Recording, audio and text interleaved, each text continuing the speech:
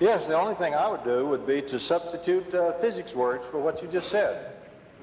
The only thing that we're talking about is what's called phase conjugate holography. The two cerebral hemispheres can act as a interferometer, and they can form a hologram. They can interfere at a distance, two versions of that hologram. The interference produced that as electromagnetic pattern of electromagnetic energy at the most fundamental level, at the level where we're talking about the virtual particle flux exchange that makes actual force itself, mechanical force, bonding force, all those forces.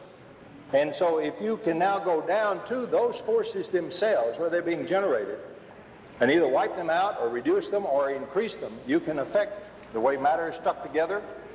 It becomes plastic. You can bend forks and knives, or you can actually dematerialize it, materialize it at a distance. Normally, the human being, we have the most marvelous instrumentation in the world inside us. Unfortunately, we do not have access to its output consciously. For example, do you know how your left kneecap is doing 2 centimeters in and 1 centimeter over right now? No, you don't. Yes, you do unconsciously, but you do not know it consciously. One of the suggestions that I've made is that as we develop precision instruments for this subtle energy, we use those in biofeedback training so the individual can know when he's getting it right. He can get a thing that tells him that was the right feeling.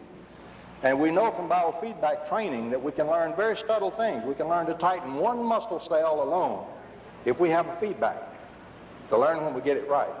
And so we can at least establish some control of that system directly if we can get a feedback signal we can use.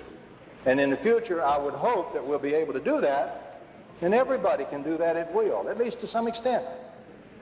We certainly have the capability. It's like saying you have the capability to be a high wire walker right now. The innate capability. Doesn't mean you can walk the high wire. You try it, you might fall off. But if you practice long enough and learn it, you can do it. If we had a shortcut where you could learn to do it real fast, wouldn't that be nice? And there is, I think, eventually a shortcut in this area. But I wouldn't change a word of what you've said except to just substitute a physics word. That's all. You've got the exact process.